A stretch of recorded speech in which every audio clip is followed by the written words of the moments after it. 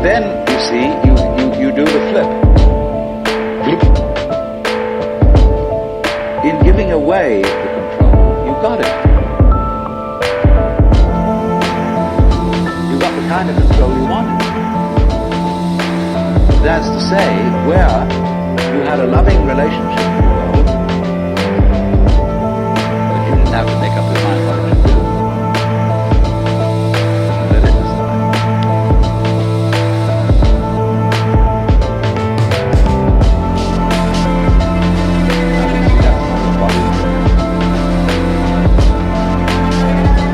You don't have to make up your mind what your nerve cells know. Delegate it all. Especially the United States has to lay awake at nights thinking what every official under his command is going to do. He can't do that. He's got to make an act of trust, and all those subordinates should be responsible and carry on their duties in just the same way as you make an act of trust to all your subordinate organs carry on their functions without you having to tell them what to do. This is the secret of what we will call organic power as distinct from political power. Lao Tzu puts it in this way: the great Tao flows everywhere, both to the left and to the right. It loves and nourishes all things, but does not lord it over them. And when merits are accomplished, it lays no claim to them. The more, therefore, you relinquish power, trust others, the more powerful you become, but in such a way that instead of having to lie awake nights controlling everything, you do it beautifully by trusting the job to everyone else. And they carry it on for you. So you can go to sleep at night and trust your nervous system to wake you up in the morning. You can even tell it, I want to wake up at 6 o'clock, and it'll wake you up just like an alarm clock. This seems a sort of paradox to say this, but the principle of unity, of coming to a sense of oneness with the whole of the rest of the universe, is not to try to obtain power over the rest of the universe. That will only disturb it and antagonize it and make it seem less one with you than ever. The way to become one with the universe is to trust it as another, as you would another. Say, let's see what you're going to do. But in doing that, you see, in saying that to everything else that you have been taught to think is not you, you are also saying it to yourself.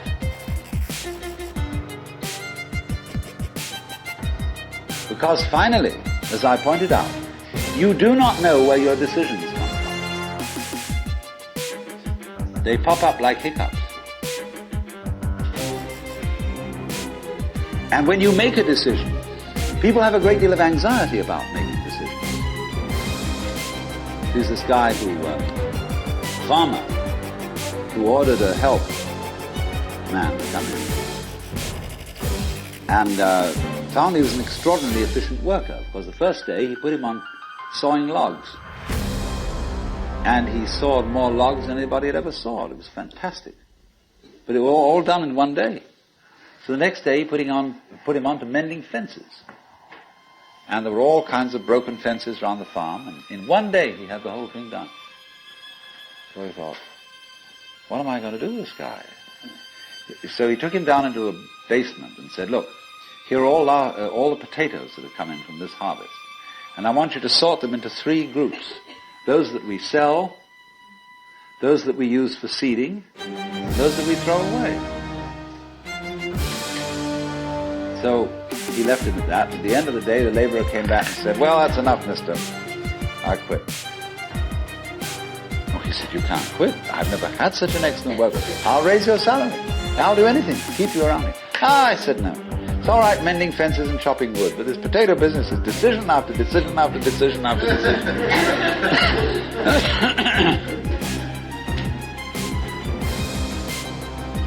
So when we decide, we're always worrying, did I think this over long enough? Did I take enough data into consideration? And if you think it through, you find you never could take enough data into consideration. The data for a decision in any given situation is infinite. So what you do is, you go through the motions of thinking out what you will do about this. And then when the time comes to act, you make a snap judgment.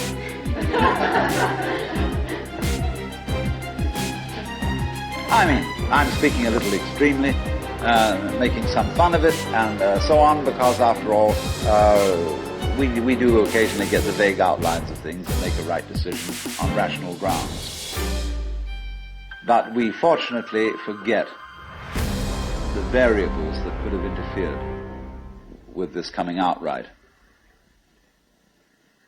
It's amazing how often it works. But warriors are people who think of all the variables beyond their control and what might happen. So then when you make a decision, and it works out all right, I think very little of it has much to do with your conscious intent and control. But somehow or other, you are able to decide and control things more harmoniously if you delegate authority. Why, very great businessmen are those who can delegate authority. Trust others to work for them. Because those are people developing businesses on the same basic structure that is fundamental to a living organism. Delegation of authority.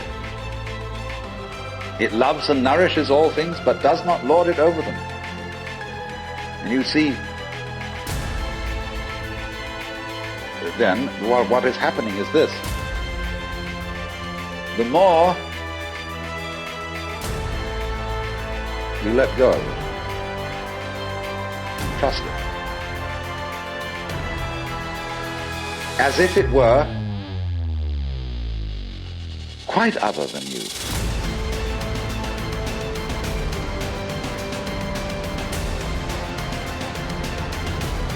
The more you realize the inseparable identity of self and other.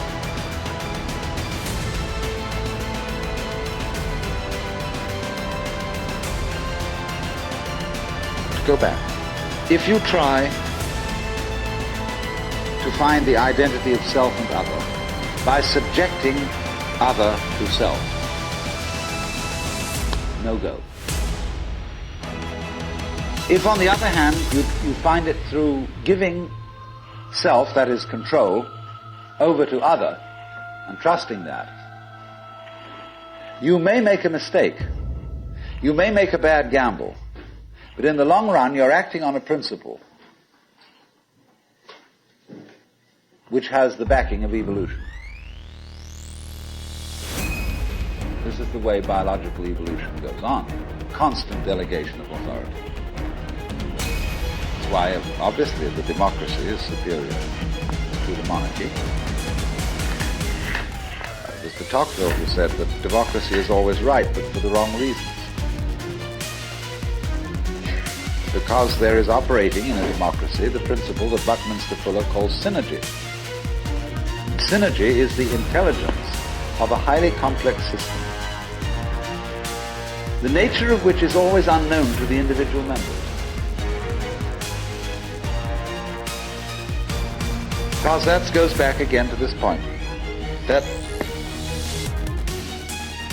we're always entering a new environment. We don't ever know fully what the new environment is, because the only environments we know are the past ones. There is always then operating in the development of cellular life on any level a new way of organization, higher than any existing form. And we're not aware of it until after it's happened. if you ever saw, for example, the film Kon-Tiki, this man figured out a few things as to how to make a balsa wood raft sail from South America to the Pacific Islands. But once he had set this in motion, he discovered that all sorts of unexpected factors cooperated. That when the wood got wet, it expanded, so that the ties bit into it and held it completely secure. He'd never expected that. And he found that as he sailed along, flying fish would simply alight flat on the deck every morning for breakfast. That all kinds of natural factors, it was just, he'd touched a key where he was flowing with the course of nature, and everything cooperated. Because he had touched the key. He'd made the act of fate. And he was just picking up, in other words, a practice which had been hundreds and hundreds of years ago, had been followed by others who had worked it out by their great ecological awareness.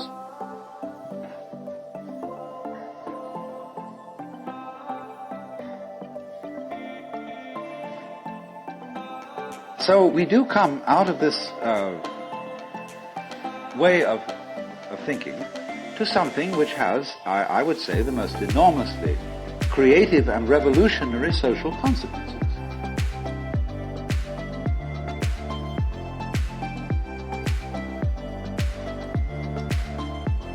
That it has become not virtuous, not self-sacrificing, not anything like that. It has become the hardest practical politics to let go control to others, to give up trying to dominate the scene.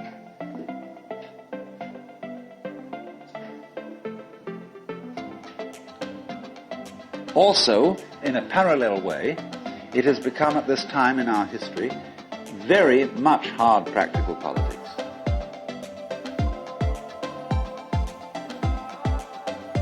To learn how to enjoy ourselves. You can go to the Protestant people with their Protestant ethic who are against this kind of thing. And now say to them with great plea, it is your solemn duty to learn how to enjoy yourself.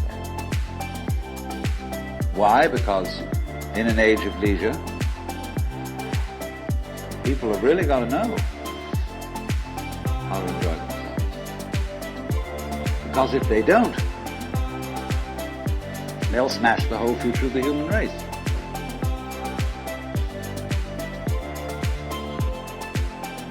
So a utopia has become not some sort of a dream, but an urgent necessity. We can't do without it. Because if we try to do without it, what's going to happen is that we are going to terminate our race in a mutual massacre of scapegoats.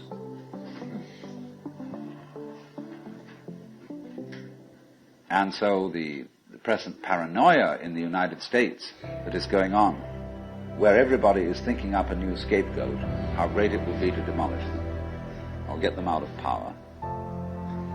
All this kind of bickering and right and left politics has become irrelevant.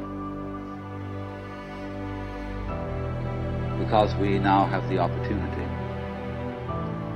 of trusting our own intelligence, our own technology,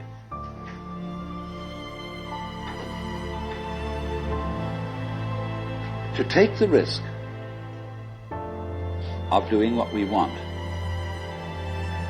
which will work to the extent that we realize